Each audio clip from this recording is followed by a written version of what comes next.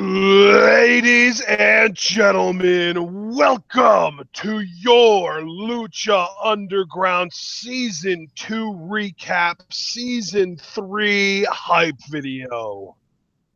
It's gonna be epic, guys. We are 1 week away. September 7th is the season premiere of Season 3 of Lucha Underground. So today, as my cohort and commentary just said, we're going to recap Season 2 briefly, and we're going to be all about that Season 3 hype. A lot to look forward to here. And partner, what did you think about Season 2? Just as kind of an opener. What were your general sentiments on the season? Well, I did enjoy Season 2 a lot more than I know some people did. There are a surprising amount of people who thought Season 2 was disappointing after Season 1. To me, the only real thing in Season 2 that I was even somewhat disappointed by was Ultima Lucha Dos. And that was obviously not a bad show. It just didn't live up to Season 1's Ultima Lucha.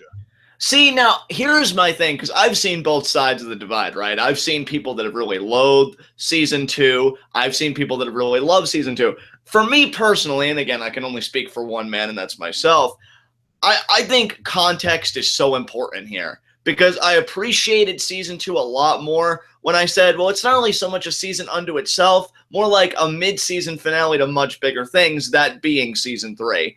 I looked at it as nothing more than a bridge, not so much an entity in itself, and I think for those purposes, it was a fine season. On its own merits, I will say that I think Season 1 comes out slightly ahead, but there was still a lot of good stuff here in Season 2, including your current Match of the Year candidate, No Mas, between Sexy Star and Mariposa. Yeah, I honestly think that the first half of Season 2 leaps and bounds better than the second half of Season 2. And that's not me saying the second half of Season 2 sucked by any means. I don't think it did. But the whole second half of Season 2 felt more like we were just kind of, because they were kind of using everything to build up towards Season 3. And that's what's so fascinating to me, because you and I have talked about from day one, right? Lucha Underground is different because it commits to what I call the embracing of the medium. That is to say, like, they embrace the fact that they're television, right? Which means they can be episodic, right. They can be seasonal. And to me, they embrace that in the sense of, you know, we could make Season 2 stellar, and in a lot of parts it was, don't get me wrong. But really what Season 2 was about for me was carefully laying the groundwork, because I think a lot of eggs are in the Season 3 basket. And from what I've been seeing on Twitter and elsewhere, it paid off. Like, I'm really hoping when Season 3 ends, you and I can come back here. Hopefully Season 4 will have been confirmed. And we could just say how our minds were absolutely blown, because I think we're getting ready for some really revolutionary television, some very compelling television. And I think Season 2, it was like, okay, we're going to satiate you in this regard, but we want to let you know this is only the midpoint. The really big stuff comes in Season 3, and I can't wait. Cannot wait. Yeah, I feel like Season 2 should have been called Season 1.5, because Season 1 felt like it had a very decisive finish, and the first half of Season 2 did a really good job of capping everything that was hyped at the end with those final 5 minutes. So really, the entire part of season, like all of Season 1 and the first half of Season 2, you could just lump together and call that Season 1. And then the second half of Season 2, I'm hoping, is going to be more like just laying the groundwork for what becomes Season 3. I completely agree with you, dude. I mean, you had the start of Season 2. Mill was sitting upon his throne, which we had established with that excellent comic series, which the only reason I can forgive that we didn't get one this time around is there really wasn't a gap at all that impressive or sizable between seasons 2 and 3. We still might. Remember, the Season 2 comic was being released every other week during the first 8 weeks of the actual season, or the first 9 weeks it might have been. That is true. That is true. Yeah, it's not like the comic was released before the show started. They were being released while the show was airing. That is a very good point. So we still might get comics to kind of flesh out certain points. And honestly, I hope, just kind of playing with that a little bit, that we get an issue dedicated solely to Cobra Moon. because I feel like a lot was left underdeveloped there. That was actually my biggest disappointment. I know the disappointment of a few others. It's like, okay, we have this storyline between her and Dago, which seems like it picks up major steam in season 3, but we'll get to that in a little bit. And yeah, in season 2, it's like, they were laying the groundwork, they were playing with some ideas, but nothing really significant in my mind was executed. So maybe a comic will bring that to light. I don't know. But regardless, we did get the establishment of Mills' throne, the Disciples of Death going around slaying people, including Big Rick. And, he's sitting there, the arm in the sling. I mean, the first episode started out with a huge freaking pop because you had Evilise take on Mill, which was great because Evilise beat her 2 tag team partners on Angelico and Son of Havoc to do it, which, by the way, what a full circle season there for season 2 for Son of Havoc. We'll get to him later as well. And, then you had Puma reemerge and then Pentagon doing the infamous breaking of Mill's arm. And yeah, it's another curious thing about season 2 that I wonder that they'll touch on. You look at Puma, he never got his one-on-one rematch with Mil Muertes. Like, I think he had Aztec Warfare, but I never remember a one-on-one rematch between the two. So, yeah, season 2 definitely took some interesting risks, not giving Puma an obligatory rematch because Katrina was in charge, I think, for the first, I don't want to say half of the season, but the first good bit of the season. And, yeah, some interesting narrative decisions there made in season 2. Yeah, and that's kind of the stuff that we are talking about, because we had Pentagon really end season 1 on a super high note and begin season 2 on a high note, and then he would kind of grow and grow and grow, and then his peak was kind of when he was threatening to break Cueto's arm if he didn't give him a title shot, and then he lost the match, and then his back was broken, and we got all these awesome vignettes talking about him trying to come back, and then the final episode of the season, he loses. So I'm definitely thinking we're going to get some kind of Pentagon redemption in season 3. That'll be much more akin to his season 1 character than season 2. Now let's, so we can get a coherent conversation going here, let's latch on to Pentagon since you kind of laid the groundwork. You're absolutely right. His arc was fascinating to me. You talk about a guy that broke Mill's arm, clearly had intentions for the title, had, I think, 1 or 2 matches with Puma. We know Puma won the first one via, a flukish kind of pin, and stuff like that. So he faced some big names. But then, of course, the really big development, to your point, threatened to break Cueto's arm, got in the ring with Matanza, who had debut of the season. We'll have to go back and talk about him. Lost in brutal fashion, got powerbombed to the announce table. Then they do this whole kind of rebuilding Pentagon act. And, he comes back, gets his spot at Ultima Lucha Dos, but then goes even further in the metamorphosis and becomes Pentagon Dark. Dominated his title match, but Cueto's interference, it cost him. But Pentagon Dark, here's where it gets interesting to me, takes it out on Vampiro and brutalizes him for a prolonged period of time. It's almost like their Cero Miedo match all over again in terms of, just how brutal it was and the carnage they had on display. And he licked Vampiro's blood multiple times, saying that it was kind of a form of sustenance for him. So, my question for you is kind of a jumping off point. Pentagon Dark, is it really a redemption story, or is it a story of a monster out of control? Yeah, I really do think that it's more of like a Dr. Frankenstein thing. Like, I've created a monster and I can't even control it, that kind of thing. Yes. Because, you've got Pentagon Dark, and the whole point of Pentagon Dark was to eliminate any good, any, a light that was in Pentagon Jr. and just get rid of it completely and have him embrace the darkness. But in doing so, he realized, hey, I'm a total dark, evil badass now. Why the hell should I listen to you? Exactly. And isn't it funny that, and I think I was particularly vocal about this because, I was saying all throughout our discussions of season 2, Matanza's totally going to turn on Cueto. It's totally going to happen. But I got the wrong monster and the wrong creator. We did get a turn in that way. It was just Pentagon, now Pentagon Dark, on Vampiro, which admittedly I didn't see coming. So congratulations, Lucha Underground. I was fixated on the wrong monster creator pair.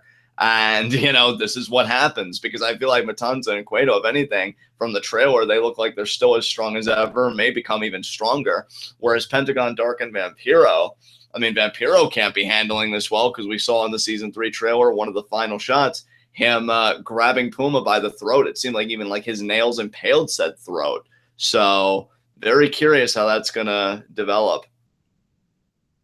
The Vampiro going after almost kind of makes me wonder if, I mean, at the end of the season said, now he didn't say, I'm done with you. You need to go away. You're not my master anymore.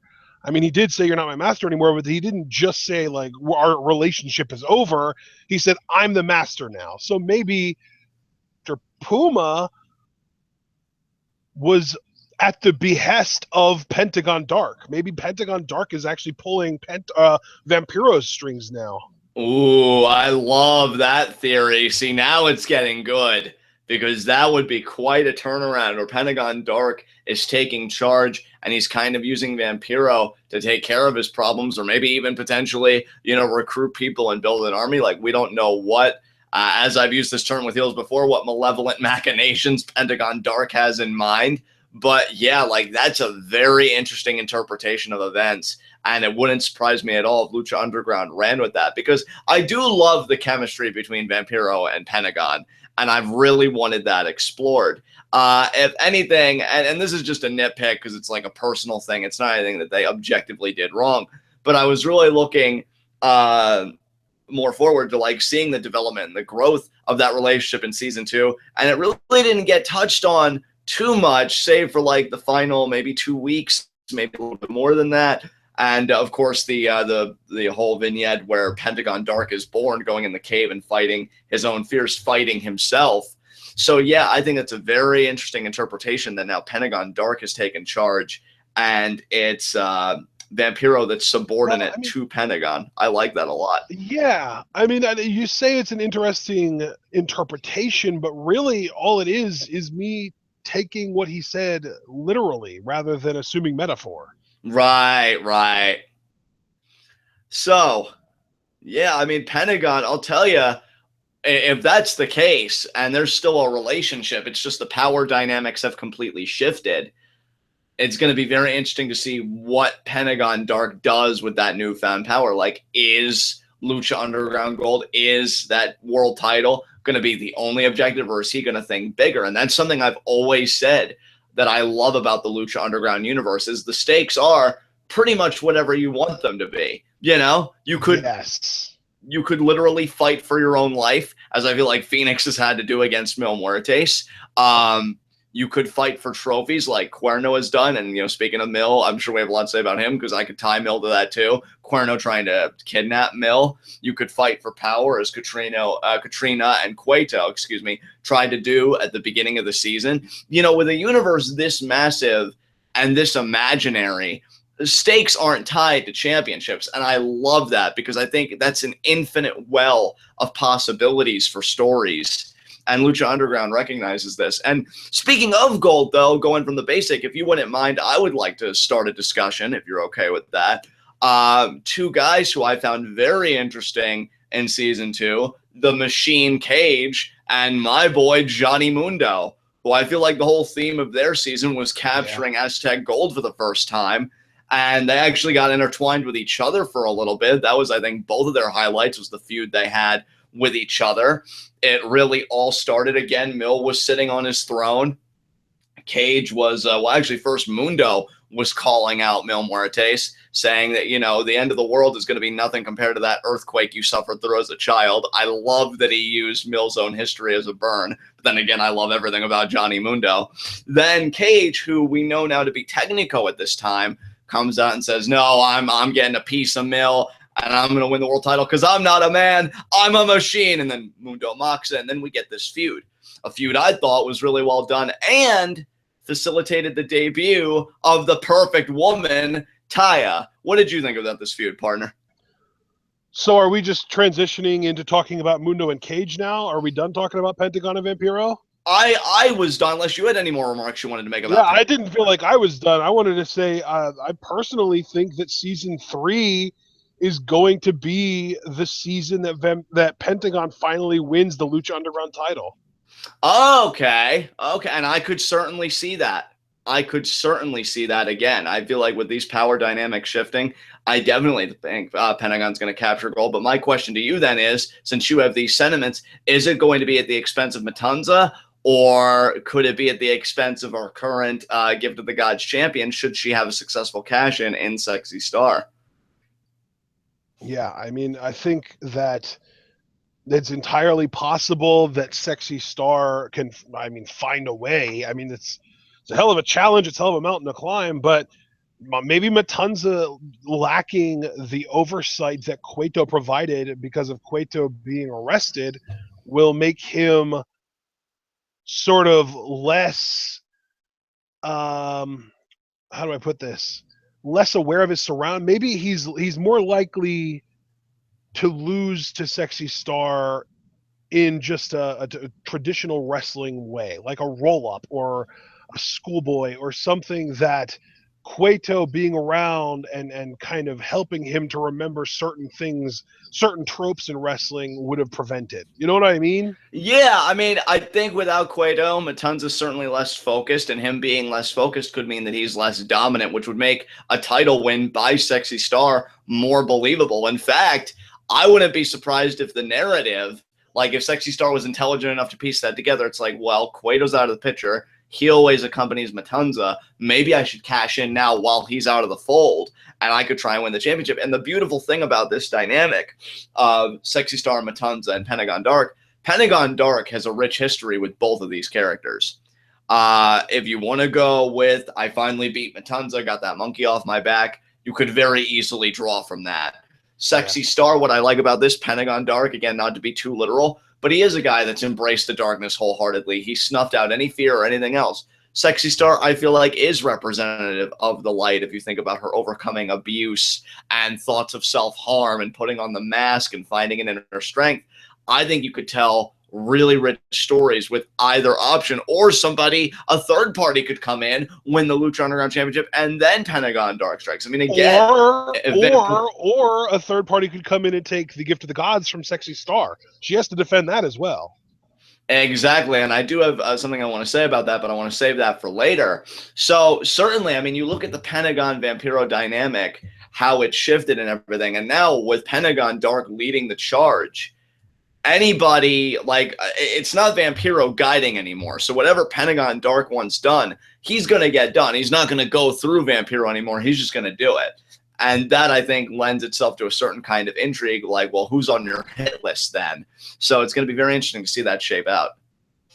Yeah, and then I also wanted to just kind of say, we've been talking about all these sort of factions. You know, we've got Vampiro and Pentagon Dark. We talked about Sexy Star, which kind of makes me think of Mariposa and Marty.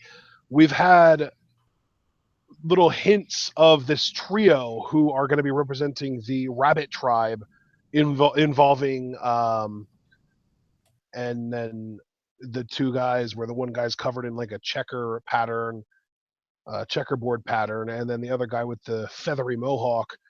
So we've got the Bunny Tribe or the Rabbit Tribe. We've got the Moth Tribe. I'm not really sure what Sexy Star belongs to or Pentagon or anything, but we also know that there were prominent visuals of Cobra Moon being worshipped, which kind of tells me maybe Snake Tribe. Is this going to be a season of tribal warfare? Because that is what I came away from the trailer thinking.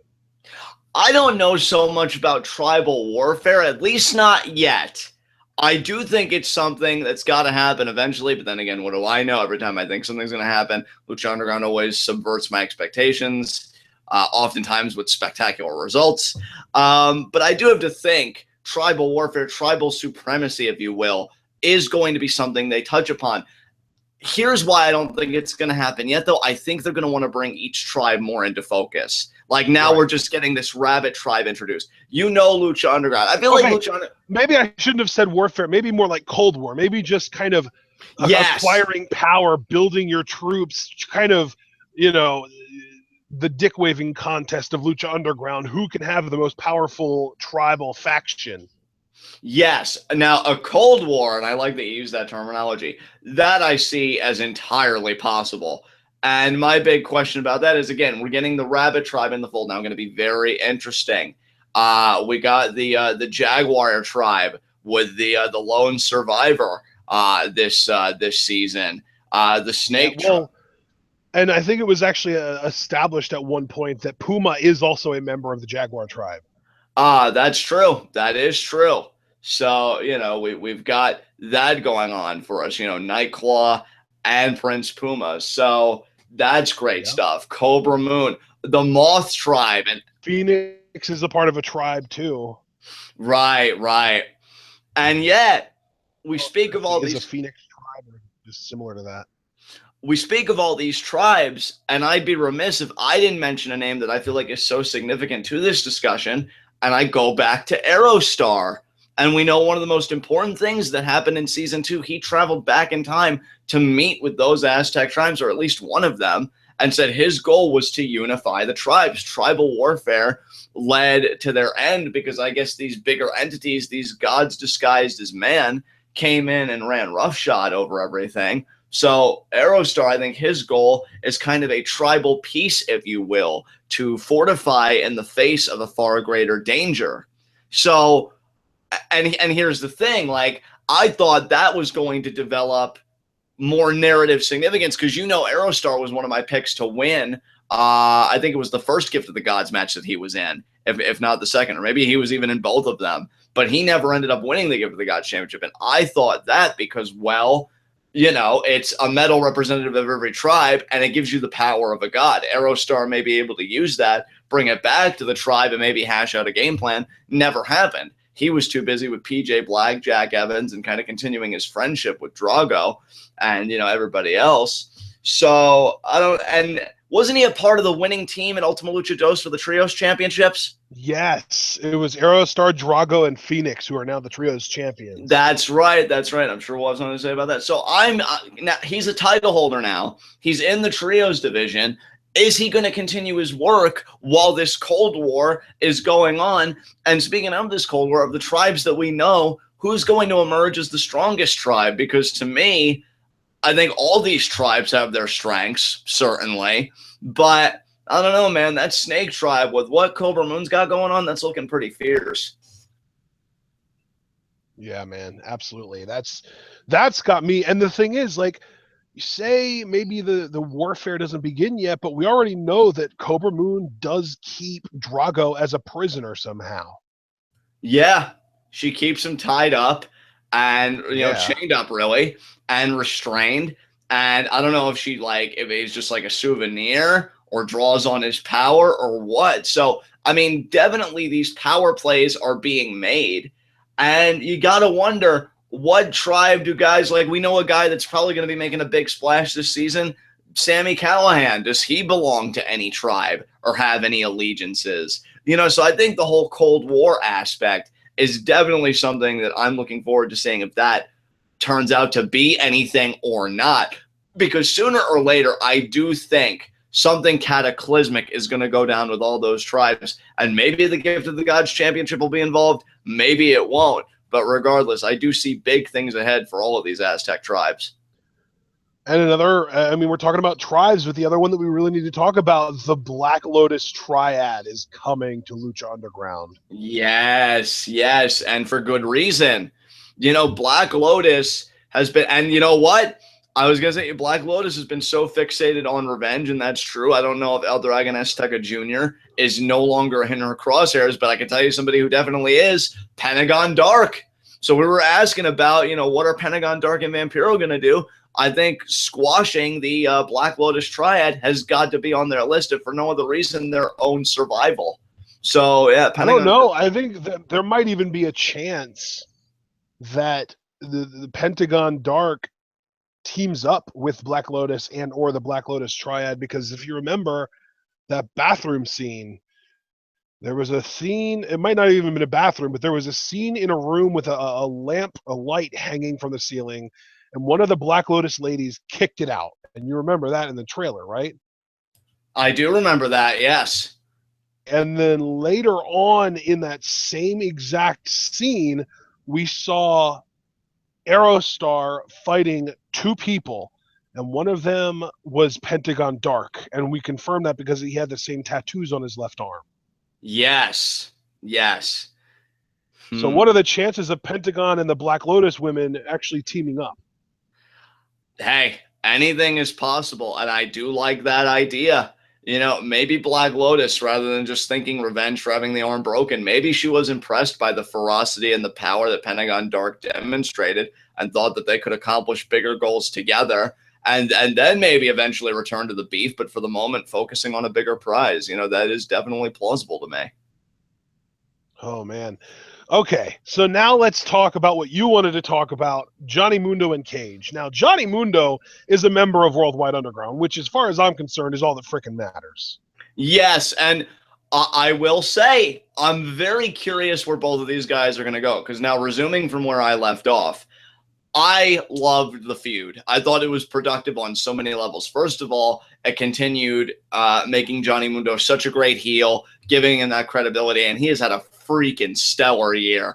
I'm hoping that he has a strong start to season 3 before the year ends out, because he may have Superstar of the Year on lockdown. I'm torn between him and the likes of Kenny Omega and maybe a few others, but he has been doing the work of his career right now. Taya's introduction, I feel like it was a great product of this feud, and she's somebody that I think is going to go even farther this season. When you look at Cage, he is such a great technico and was so dominant in the feud. He may not win the world title this season, but I feel like with Cage, every season he comes a bit closer to that world championship. If he doesn't get at least one reign, that's going to boggle the mind. But here's where it gets interesting.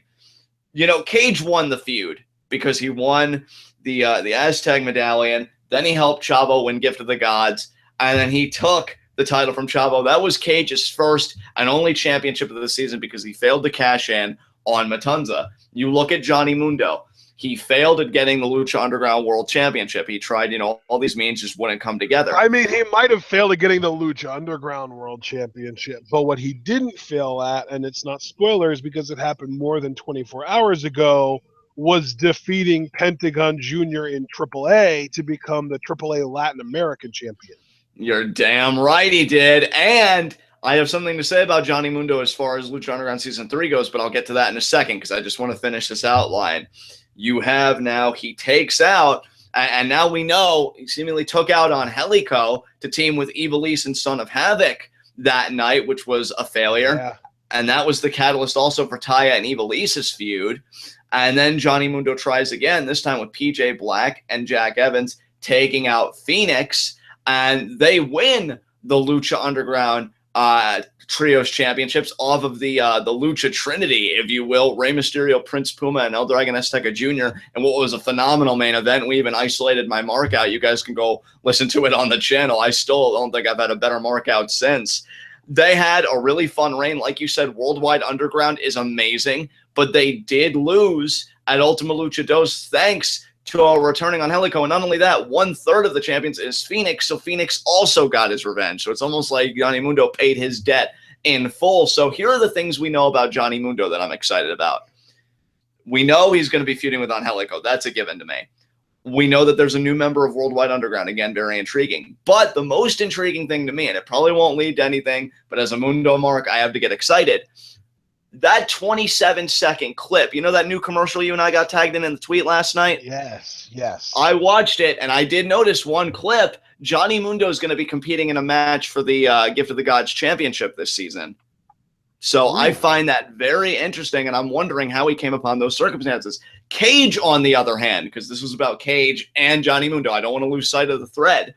He seems like he's in for a very interesting season, because the one thing that stands out to me, at least from the trailer, and I might be missing a few things, so my apologies, but it definitely seems like a feud with Sami Callihan is in his future. So Actually, let And me. dude, I mean, we already saw in the trailer Cage, Sami Callihan, and Meal all in the same area while Sami and Cage were fighting. I didn't see Meal actually participating in the fight, but he was definitely there.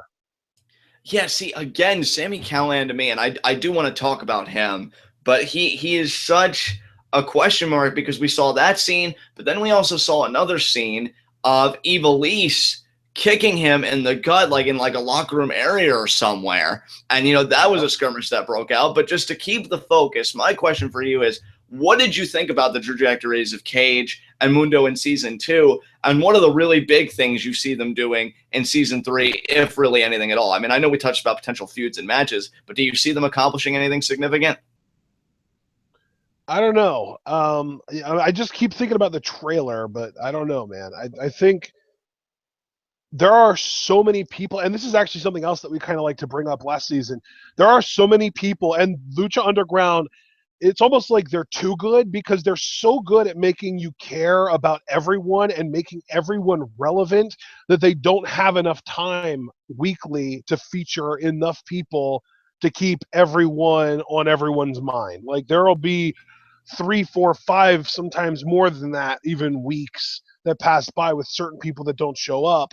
And that's why we kind of were talking about how maybe it should go to 90 minutes. I don't think that's been confirmed yet, but it would be nice.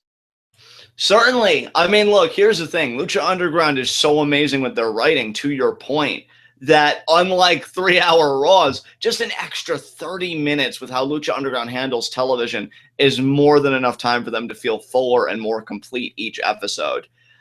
So I definitely want them to get more time. That said, I mean, what a colorful array of characters we've got. And I'll just say right now, as far as this, I just completely changed the subject. Who were we talking about? I know we had talked about Cage, but you brought someone else up. I brought up Cage, Mundo, their whole feud, and I asked if you thought like either of them were going to do anything significant for the third season. You said you didn't know, and like I think that went into your whole thing about needing more time. Okay. This way, characters could maintain their momentum because sometimes it's hard since they've got a rotation. Okay, so to shift our focus back to that, then, um, I'm going back because there's somebody actually posted a really good 45 image album from the Lucha Underground season 3 trailer on Reddit, and I'm just looking through that, and there are 2 images of a row. One where we see Sami Callihan and Cage fighting, and then another one where we see Sami Callihan standing over Mil Muertes. And those and Mil is in the background when we see Sami and Cage fighting. So we might actually get a 3-way feud, or these guys might end up being in a trio together and being one of Cueto's, strange bedfellows teams. And that very well could be. Let's talk about Sami Callihan finally, okay? I know I said I want to talk about him. Let's just talk about him now. You already brought it up. He's also got a fight scene with Evilise, which really makes me wonder if he's just going to be just getting it in with everyone, or if it's all kind of revolving around one story. He fights with Evilise because maybe she has a trio, and he, Cage, and Mil are a forced trio, and they have to fight or something like that. Yeah, see, that's what I'm so intrigued about as well, dude. Like, is it all because of one big circumstance, or is Sami Callihan kind of pulling what I would like to call like an NXT Kevin Owens and just picking a fight with everybody because that's part of his character? Because, see, Sami Callihan, I don't know what character Lucha Underground's given him because on the indies, I know that he's usually like that prototypical psycho. You know what I mean? Right. Yeah. Well, and it's also worth pointing out this is a 40-episode season, so there's a very good chance that he won't need to be feuding with multiple people at once. Although I think unless they are a trio, I think he will be feuding with Cage and Mil at the same time. And 10, 15 episodes feuding with those guys, and then move on to Evilise, or vice versa. Yeah, that's definitely possible. It just looks like for Sami Callihan to be featured as often in the trailer as he was, seems like he's going to have a very productive season right out of the gate, which, I mean, cool for him. And actually, I'm glad that you say that, because that actually brings me to another point that I wanted us to talk about. Who the hell Otto's Lord? I don't think it's going to end up being Sami Callihan, because otherwise we probably wouldn't have seen him in this trailer as much as we did. But what we did see was Delgado, and I think it might have even been Cueto sitting with him in the limo, but we'd never see the Lord. Right.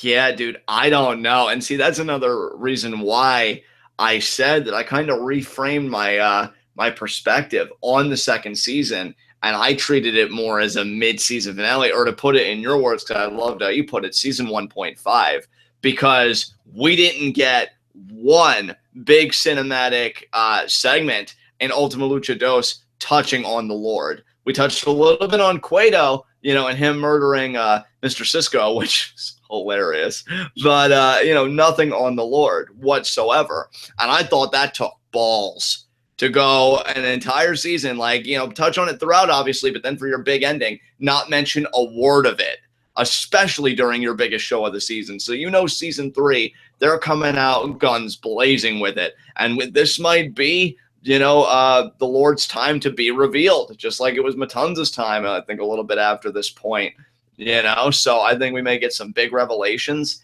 And, that begs the question, after the reveal, what then? What does the Lord do? What is the Lord after? What's his relationship going to be with Cueto? I mean, I think you've had some theories, right, about that whole dynamic?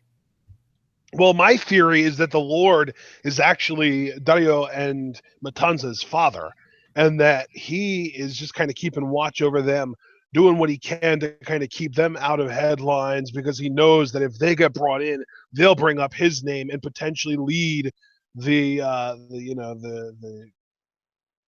to him, and he doesn't want to allow that to happen. So that's why I think that he is going to find a way to break Dario out of the holding cell that he's going to be in maybe before season 3 starts. Maybe season 3 will start and Cueto will be back in the temple and people will just be wondering why the hell he isn't in prison.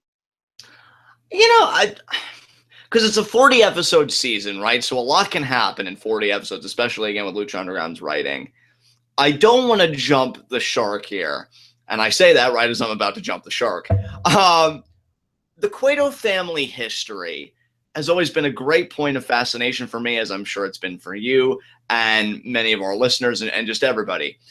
We know from the comics it was a broken home, an abusive home. The mom drank a lot. She was clearly rough with her kids.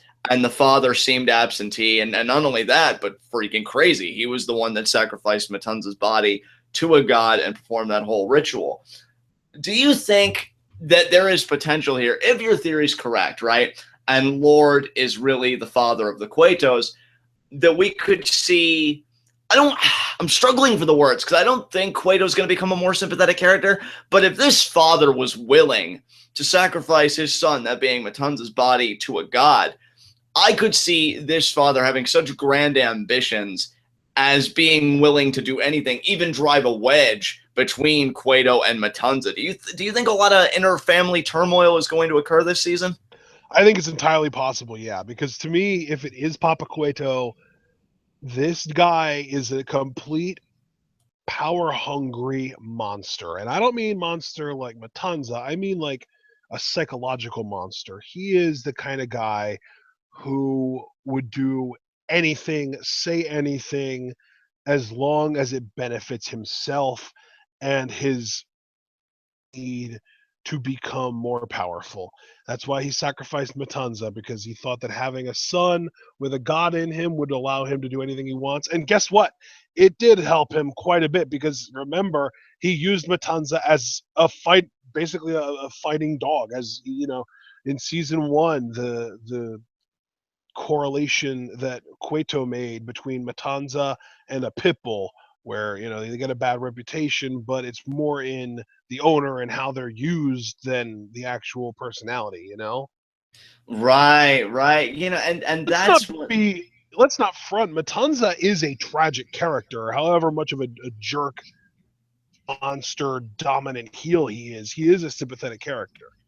Certainly sympathetic, and touching on that, that's what I think makes Cueto, and I'm getting ready to make a bold statement here, Cueto to me is one of the most fascinating characters in all of television, regardless of genre. Because to me, Cueto is not a good man. Let's just state that right now. Dario Cueto is not a good man whatsoever. He loves violence. He's been witness to murder. He committed a murder towards the end of this season. And yet, what's so amazing about Lucha Underground, we know Cueto's flawed. We know that he's a scummy kind of businessman. But there is a trauma and a tragedy there as well. And I could easily see them mining that for season 3 to not necessarily make Cueto a good guy, but definitely more sympathetic and blurring that line with the introduction of his father potentially. And that's going to be a thrilling ride to take, because then you're going to have all these complicated emotions about Cueto, like, well, his childhood was so rough and his father's such a scumbag, but I can't, forgive what he did to Cisco or what he may do to this one or that one. That's what makes Cueto so compelling, is he's kind of like, I don't know how many people will get this reference, because I know you haven't watched the show. I don't know how many of our listeners have. But that's why I always loved Mad Men so much, because you have Don Draper, this guy, brilliant at what he does, right? But he's a total piece of shit. Cheats on his wife. He smokes a lot. He's very abrasive. And yet there's enough of that sympathy and tragedy within him that I always watched next episode. I was always rooting for him to change. And I feel like Cueto is slowly kind of entering that kind of anti-hero, kind of, that tragic, but I own that tragedy kind of character, especially if he has that sympathy this season. So yeah, Cueto is definitely going to be somebody that everybody should have their eyes on, because I think he is consistently one of the best written characters in television right now. Just that good. Yeah, I definitely agree with you. So as far as Cueto goes, we know that he's going to, well, at least for now, he's in prison. I don't know how quickly he's going to get out. No longer has a sort of caretaker. Matanza no longer has an overseer. Trailer, Matanza apparently is just going to chill out in his cage until Dario gets back.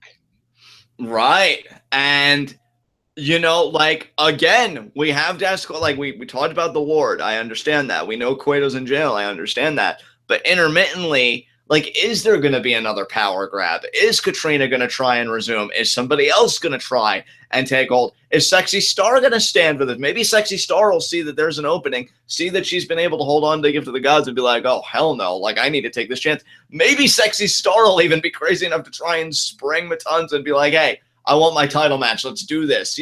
I don't know. How long is Cueto going to be gone for? What's going to happen in that fallout?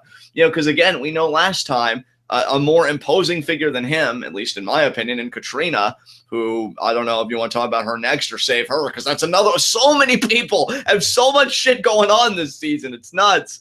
But yeah, who is going to step up here?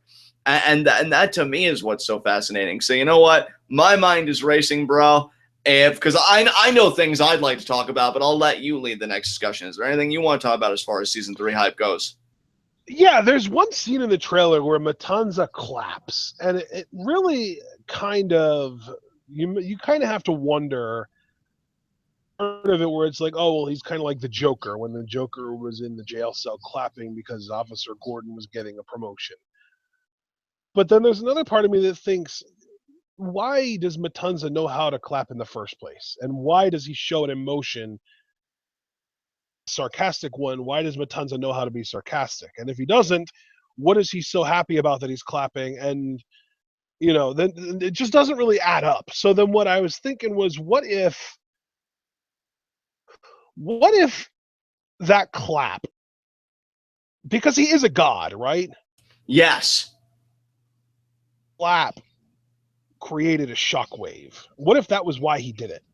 Ooh, I like that. Bust his own cage open, or do something on a much larger scale. I mean, we did see Officers Reyes and Mihan sort of I don't know, like the office, I don't know what to call it, but the area from which they were monitoring Mr. Cisco. You look at the scene, it looks like the light is kind of dangling, and it may be an earthquake. Maybe Matanza causes an earthquake that allows Cueto to escape. I love that theory. That's a great idea. But what I like even more is kind of the overall point that I think you're trying to drive at with this clapping. And that's, I think, Matanza's cognitive capabilities. Because even though there's a god inside of him, the tendencies and the mannerisms would best be described, at least by me, as almost infantile. You know, like he's distracted by shiny objects. He's led around by somebody else. Doesn't really seem to have that kind of bodily or intellectual autonomy to do the damage that he's really capable of doing. But then a clap that would seem innocuous to most because it is a god doing it. I really like that idea, Ash, and we'll see what comes of that.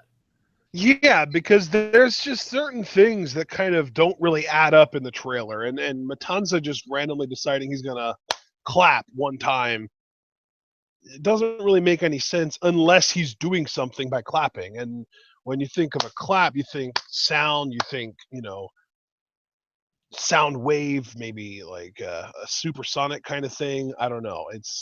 It makes me wonder if he might have set off an earthquake, and that's where you see Meehan and Reyes kind of fighting or whatever in the room that they were monitoring Cisco from, and maybe that's how Cueto gets out.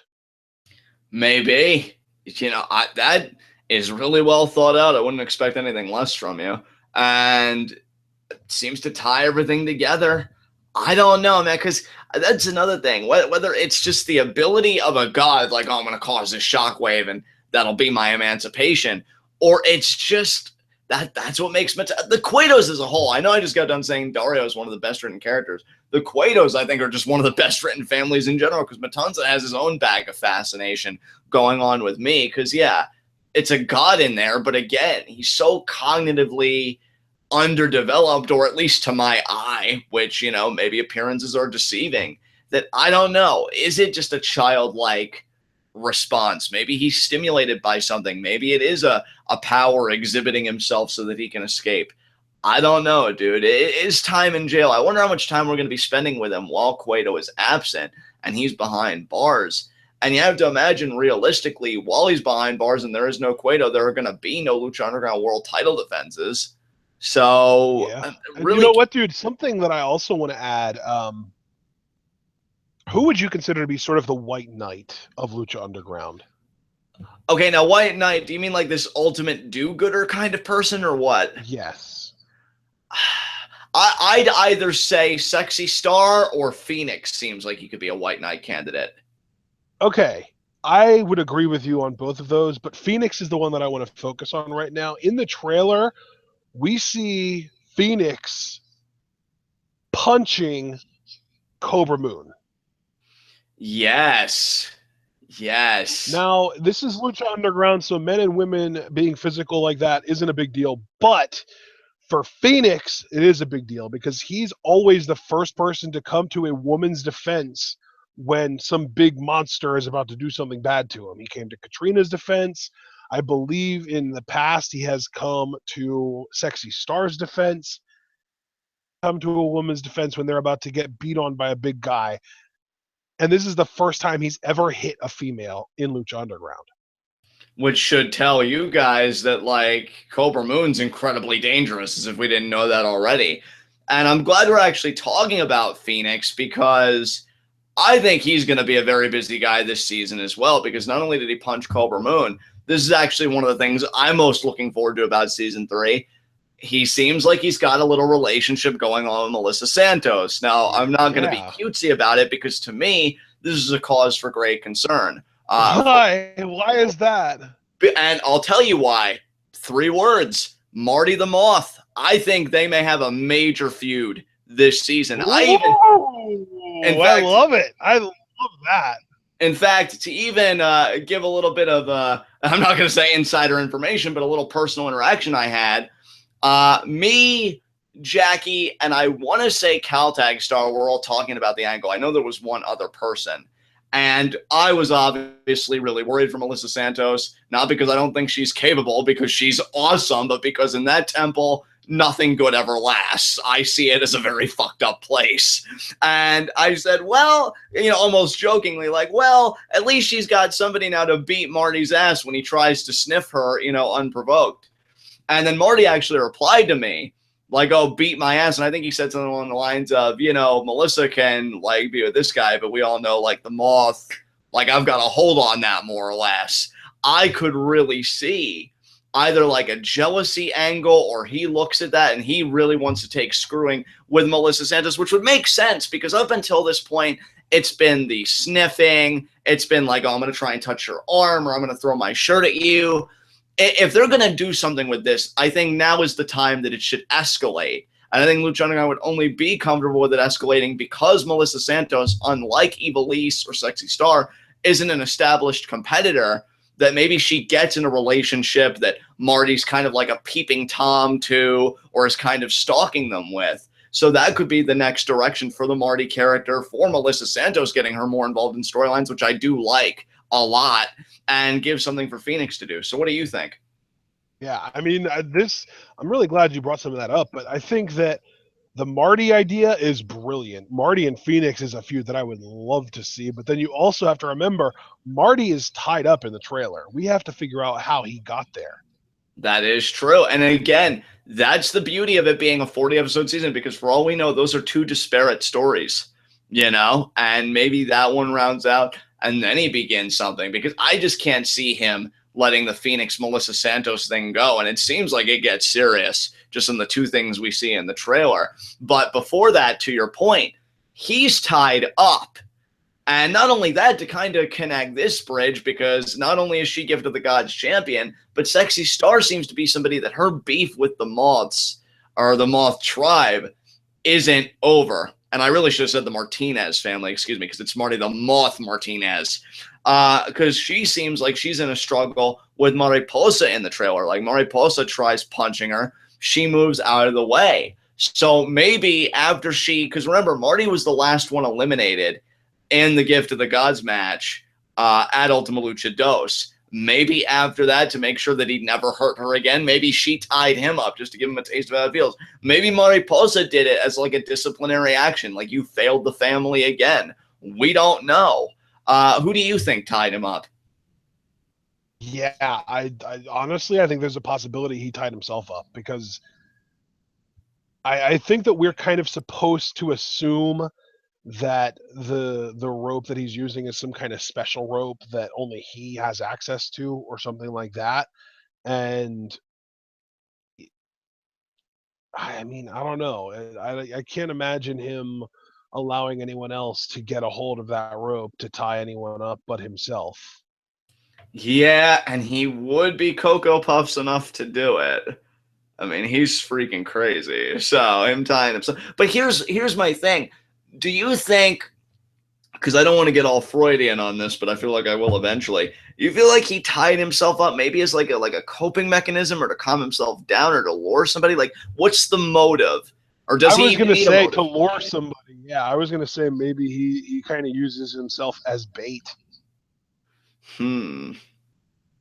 Yeah, that could be. That could be. God, season 3, that trailer. Or, I mean, was so alternatively, loaded. maybe he just snaps and he does something and then instantly regrets it. And that's just kind of his way, like you said, of coping and then dealing with, like, oh my God, I am a psychopath. I need to be locked away. And that's like his impromptu straitjacket Right, that he right. makes for himself, you know? Yeah. But see, here's where it gets interesting.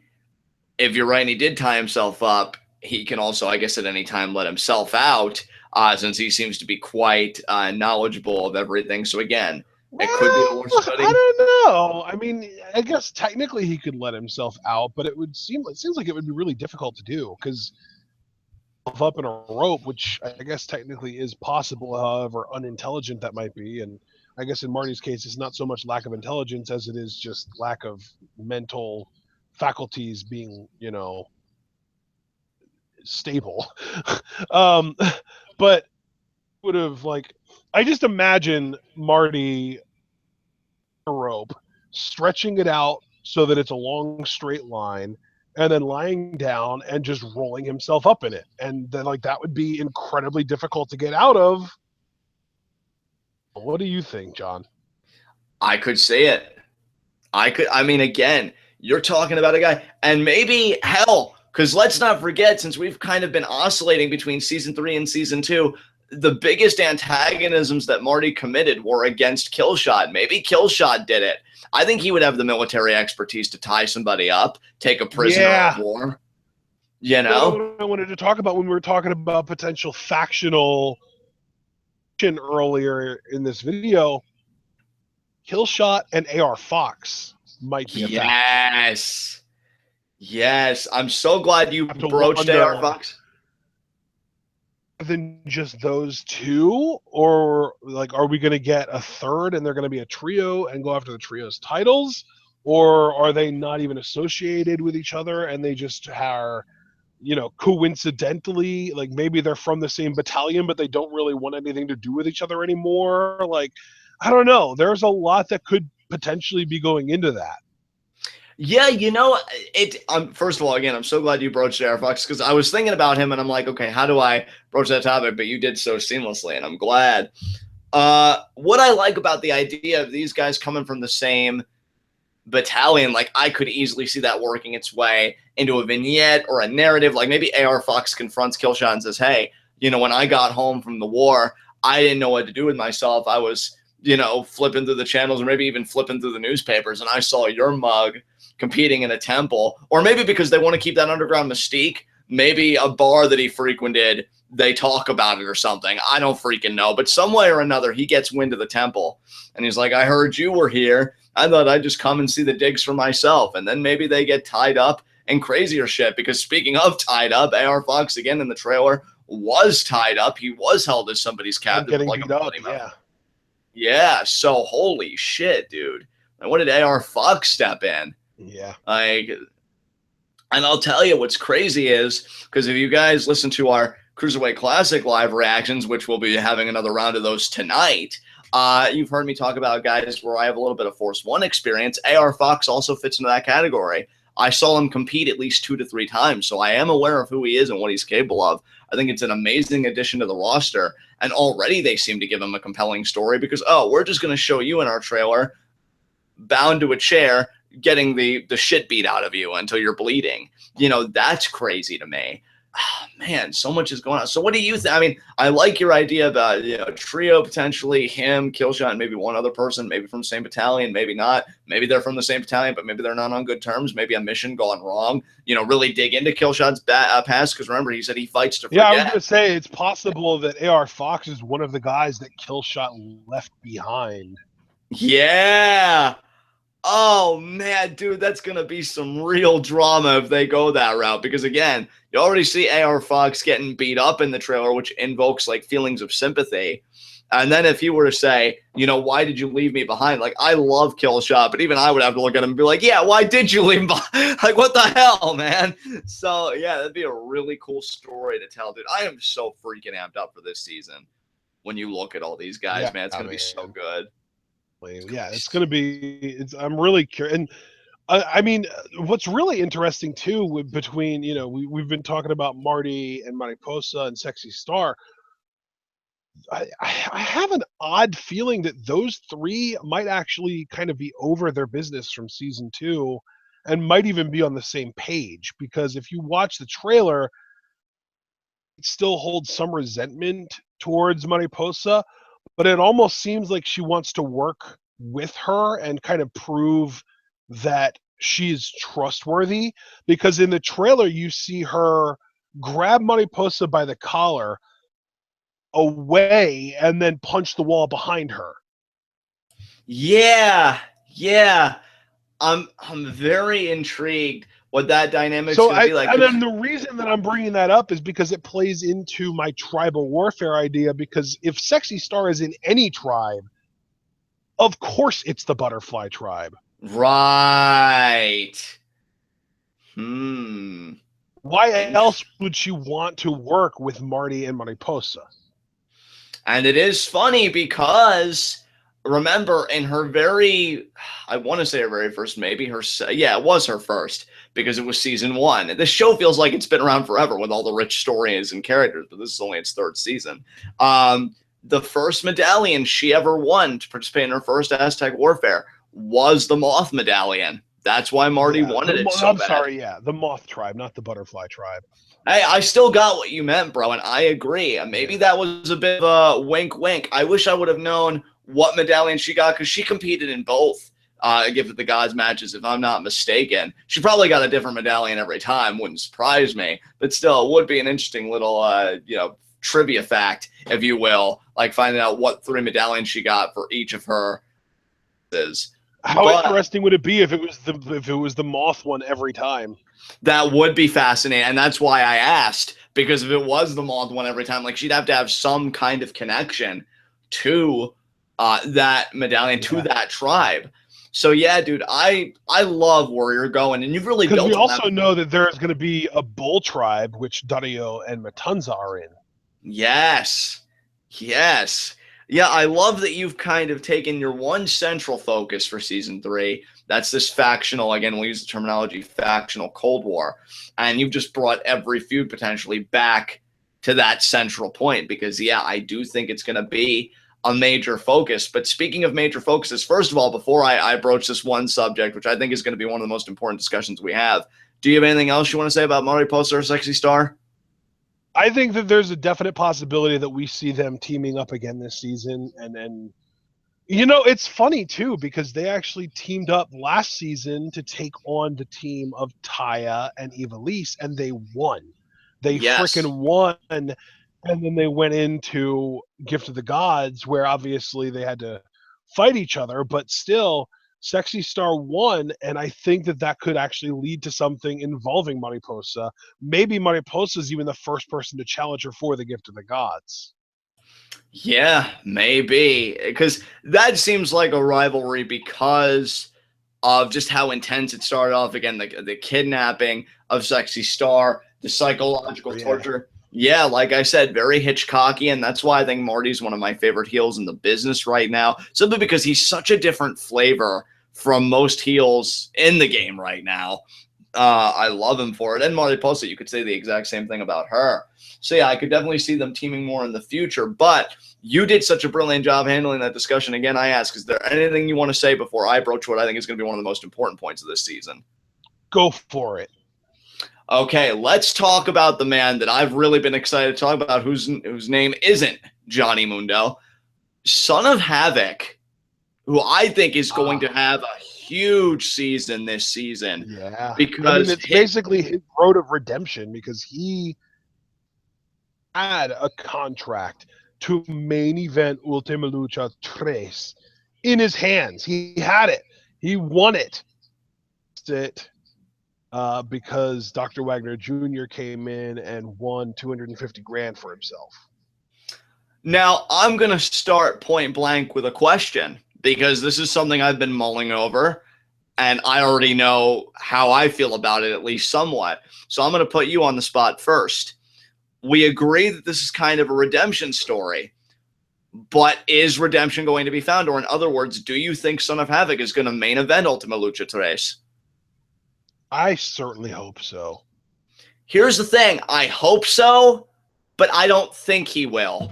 Something tells me he's not going to main event, dude. And it's not because I don't want him to. You know how high I've been on Son of Havoc. He needs to be in a very high-profile match that's just as good as main eventing. That I will agree with you on, but just something tells me Lucha Underground, because again, and see, this is the thing. Even Lucha Underground's gotten so good with writing their stories. Even when the result is something that we initially thought might happen, you still always have that kind of tingling sense of doubt. Like, oh, well, maybe. And again, maybe that's just all that's blinding me, but something tells me, nah, man. Because I think what's kind of frustrating, too, though, is that, like, we're saying now we're like, Son of Havoc is going to be the man. He's going to main event Ultima Lucha 3, or at least be in a prominent, high-profile match. We were saying all that stuff about Pentagon at the beginning of season 2. He was in the Lucha Underground title match. He didn't main event. He was actually in the middle of the show. Yeah, that's very true. Because Ray Puma main evented. Oh, man. So, yeah, he may get the middle of the card for the world title. That's believable to me.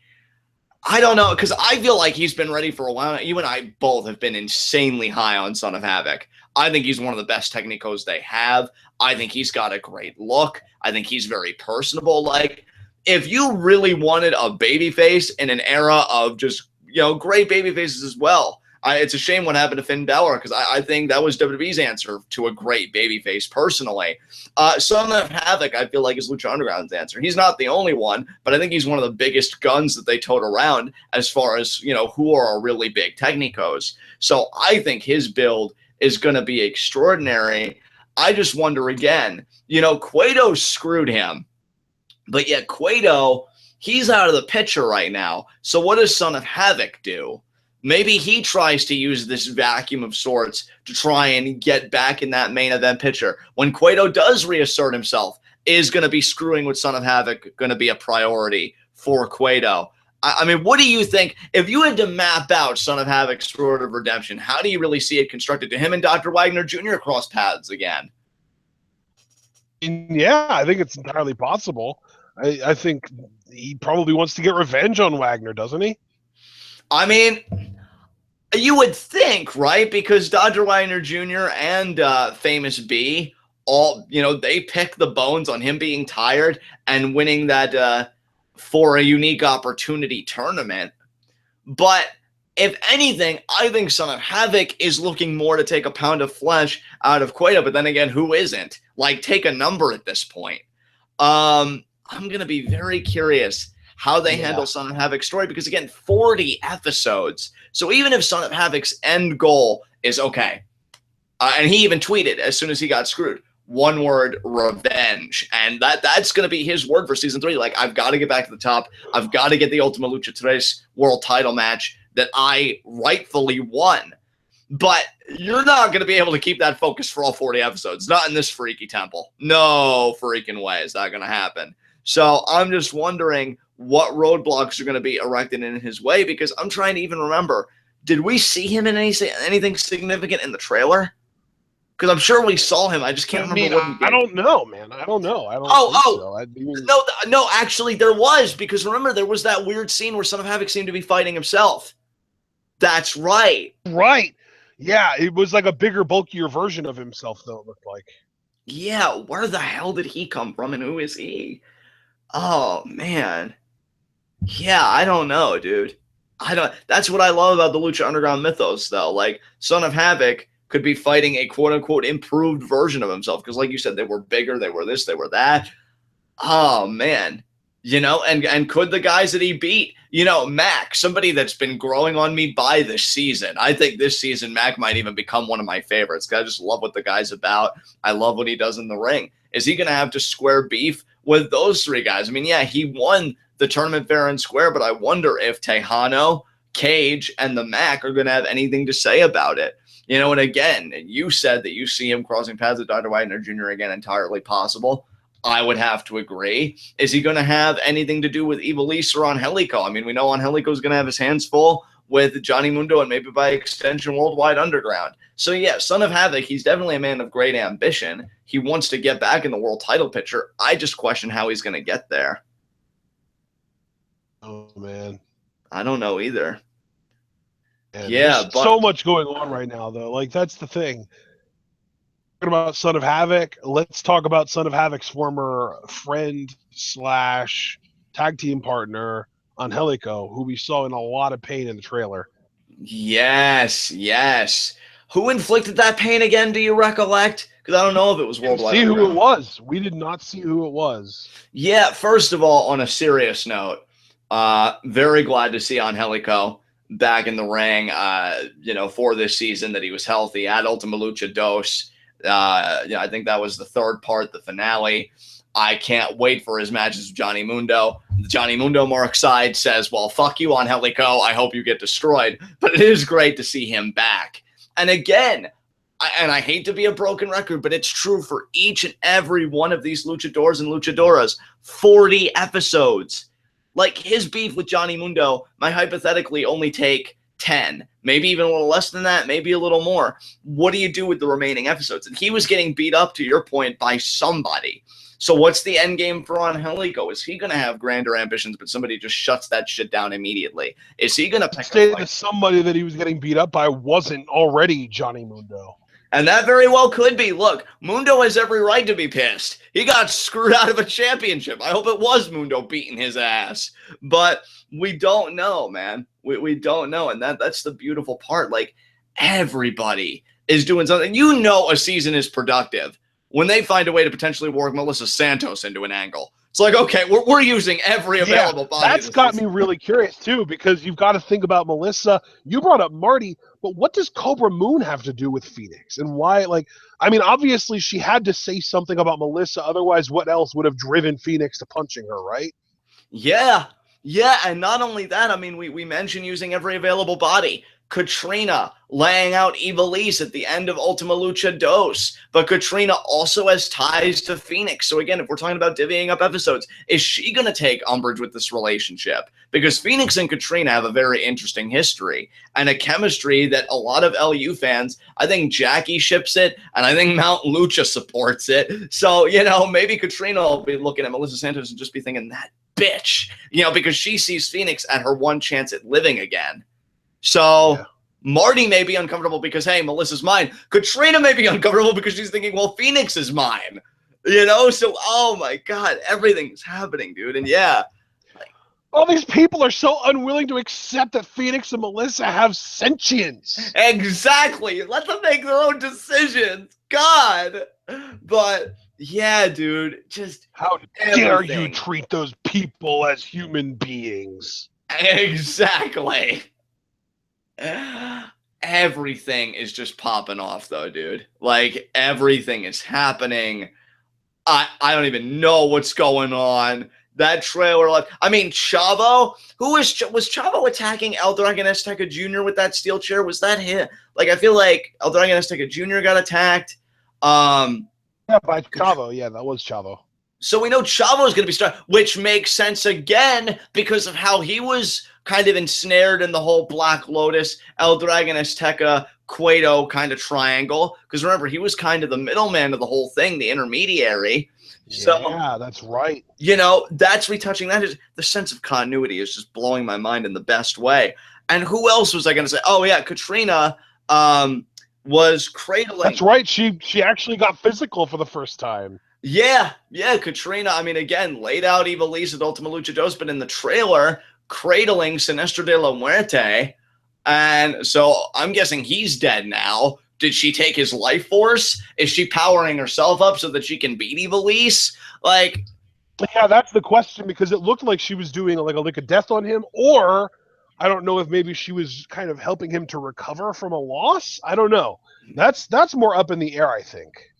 Yeah, like so many well-written characters, so many motivations. Like, why can't you all be and that's one? The beautiful thing about Lucha Underground, but it's a gift and a curse at the same time. And the reason I say curse is because then you get some development on a character, but if you're really, really invested in that specific character, you have to wait a month until you get anything from them again.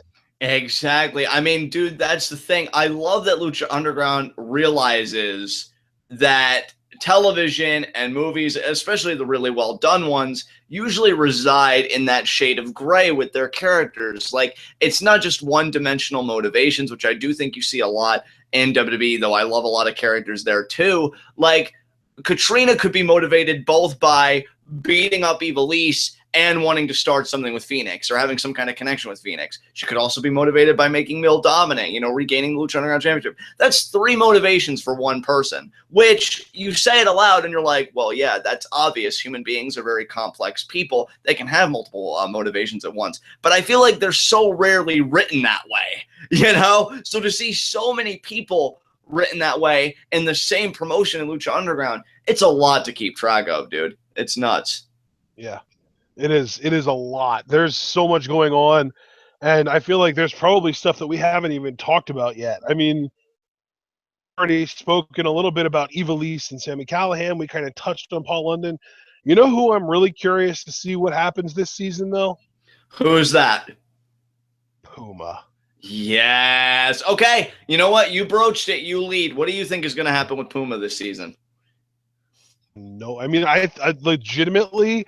the Vision Quest that we were talking about last season, we might get something similar to that this season, because I mean, he really was sort of trying to stand on a pulpit, but he got knocked down by Ray, and you really do have to wonder how far he's going to fall, having lost to Ray at Ultima Lucha Dos. Yeah. Not only did he lose to Ray, and he can't call himself the best luchador in the world, but he's not really even in contention for the title because he wasn't in the Gift of the Gods. So Puma is in a bit of a what's that word where you're not in the afterlife yet, but you're almost there? Limbo. Limbo. Thank you. He's in a limbo. Yeah, he really is in a limbo. And again, the big scene from the trailer, and I think he was featured before this. I mean, no mistake about it, but Vampiro grabbing him by the throat. So we know that he's going to be tied up in that stuff. And I mean, look, if we're going to address Puma, we've got to address again the elephant in the room. He's guaranteed till what? Season 4 potentially? Or is this his last call this season? No, I believe this is his last season. This is both his and Ray's last season, or at least it should be, because I believe Ray is going back to WWE and Puma is going to NXT. Yeah, dude. I don't want to say goodbye to the Puma character. I know you don't. I don't even have to speak for you. Like, everybody knows you don't want to say goodbye to the Puma character. You love him. Haven't you said, like, he is your favorite Lucha Underground guy, just to really establish that? Second favorite now, behind Mill. But in the first season, by the end of season 1, yeah, it was Puma all the way. But after 2 seasons, I think Mill has supplanted Puma as number 1, but Puma's still a strong number 2. Yeah, and that's just it. Like, first of all, I am happy for you because Mill's work has been freaking quality. Wondering what he's going to be doing this season. Again, we know that he'll be embroiled in something with Sami Callihan and possibly Cage, you know, getting that monster matchup potentially. But Puma, yeah, he is the big question mark. It is his last season. I don't know what they're going to do. And you know what? It's sad because it's a story I'm going to be so invested in, but my heart's going to be so heavy because I'm like, that we get Puma tying loose ends, because we know the singles match with Pentagon, but that ended in kind of a convoluted, fluky way with the shoulders in the bridge and that kind of stuff. Right. I think that he might feud with Pentagon a little bit. Plus, we're already talking about Vampiro, so we might as well. He's got unfinished business with Mill because he never had the rematch for the title. Right. I think he might even have some business to deal with Matanza, because if he can manage to defeat Pentagon Dark and Mill, you've definitely got to think that would put him in title contention. So those are 3 big guys right there that I could definitely see Puma going after this season, and he's got all the time in the world to do it. 2 questions for you, partner, because Puma, it's more of a somber topic. It's one that gets me hyped in one way, but all I keep thinking is, like, how are they going to write him off? How is it all going to conclude? I'm going to hate saying goodbye. I know you are too. You know, part of me, I will say this just up front. I do selfishly hope we get one more Puma Johnny Mundo match for the road. Just one more. Yeah. Because, I mean, is that it really does. It kind of feels like this is going to be, as dumb as it sounds to be saying this about a 29-year-old performer, it feels like the Prince Puma farewell tour. He's going to be tying up loose ends. He's going to be finishing things that he never finished, you know, the unfinished business kind of thing. And I do think that he's going to be having matches with people that we haven't seen him have a match with for a while that he needs to. You know what I mean? Yeah. So, well, I'm glad you said that, because here was the more serious note. I had to get the selfish note out there asking for one more Puma Mundo matchup because those are classic. Do you think we're going to be getting Puma Mysterio 2 this season since both guys are on the way out, or they won't even bother because of that very fact? I really hope not, because that was a solid match, but I mean, here's the thing. I think I even said this during our Ultima Lucha Dos Part 3 review with the Lady J. I enjoyed Puma Azteca Jr. more than I enjoyed Puma Mysterio. Yeah, I'm right there with you. And I got to be honest, all due respect to Ray, because he is a legend. He's very well revered in Mexico. But it really drove the wind out of me seeing Mysterio win. Like, I guess in one way that creates intrigue for the Puma character because he's 0-2 at Ultima Lucha. And the first Ultima Lucha match he lost, he was the freaking world champion. So it's not about making hype. I mean, at that point, you are the hype, right? Because you're the guy carrying the I think he's going to retire 0-3 at Ultima Lucha, though, because there's no way he wins at Ultima Lucha Trace. Just to leave. I mean, yeah. Exactly. I think they're a lot smarter than that, unless he beats someone else who's on the way out. Yeah, and that very well could be. I don't know. But even then, you would think Underground's writers would have the foresight to not put someone who is leaving against someone else who's leaving, because then you're not progressing anything and you're just wasting time, right? And that's exactly right. Like, I wonder. See, I don't think Pentagon Dark versus Puma at Ultima Lucha Trace is going to happen. But then again, anything is possible.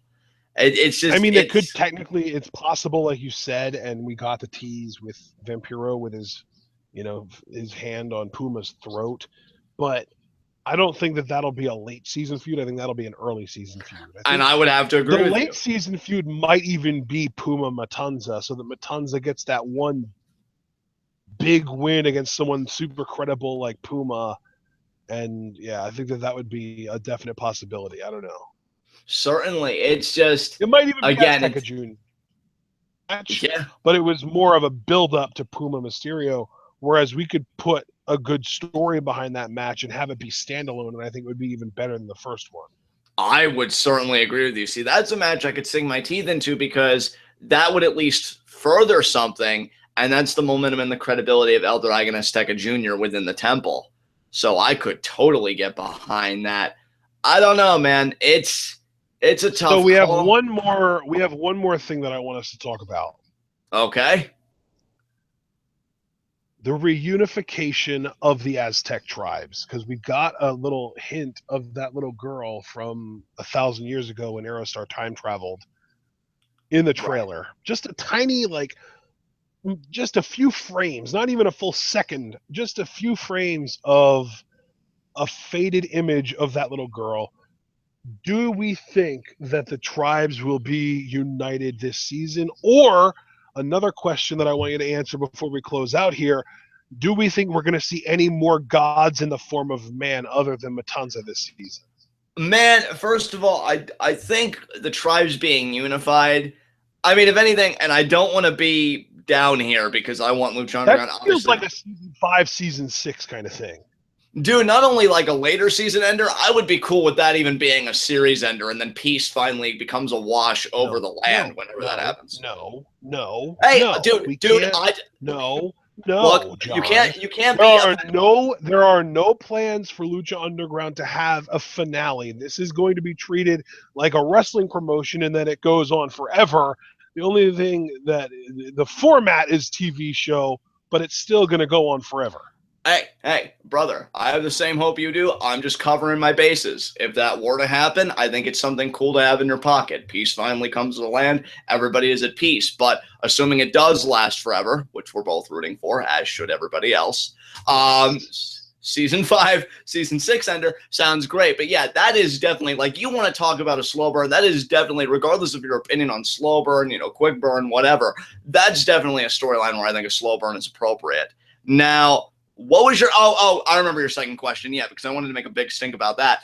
I have been saying over and over, I feel like more gods in the form of man are coming, and I feel like an idiot because I don't feel like we've seen any more, but I am going to stick to my guns. Yes, I do believe more are coming. I just don't know when. I know I'm not going to make this big elaborate thing because I feel like the more elaborate you get with a fantasy, the more foolish you look in the end. But I do have to believe that we are going to get more of those entities. We have to, because to me, and I don't say this to denigrate the character, but Matanza isn't a special snowflake. And I say that because look at the universe that he inhabits. Anything is possible in this fucking universe. Like, when you have dragons and time travelers and everything else, I'm sorry, Matanza, you're not that special. And I feel like there are others like him. And again, I say love that to his face. You know what? I will, and then my face will come, clean off my body because he'll just tear it off, or eat it off. I don't know. Friggin', I'm sorry to bring this up in a Lucha Underground review, but I have to. Last week, Dolph Ziggler, I'm going to knock your head off your face. Yeah, oh, Dolph.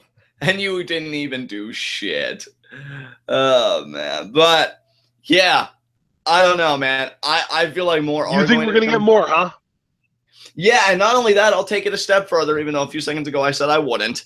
I lie a lot, apparently. I did say earlier in the hype video that Matanza has a lot of, in my mind, like infantile characteristics. Seems very shy, seems very sensitive, easily distracted by shiny objects.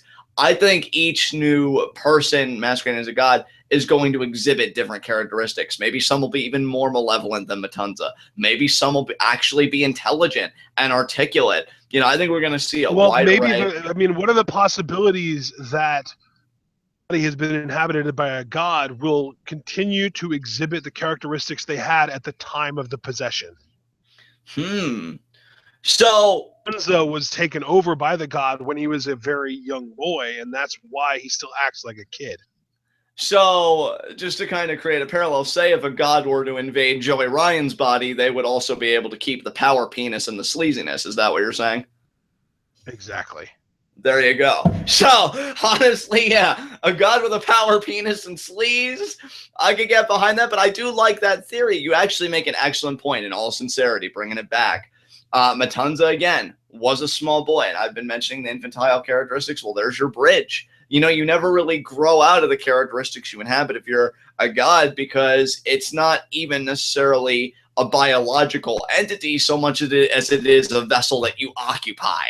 You know, and I do think there's a difference. Like, our bodies are going to grow, they're going to mature, tastes are going to change. But, you know, think about a car as a vessel. You know, that car's not going to change unless you, like, drive it off the road or something and get in some real shit. So I don't really see anything changing when they're just using it as a vessel to maneuver and manipulate their will and get things done. So I actually completely agree with you. So I think whoever they inhabit, they'll take on those characteristics, which still kind of plays into, yeah, I do think we're going to see variants among these invaders. And it's going to be very interesting how that whole story, because that's a story I'm most intrigued by ever since Aerostar's first visit back in time.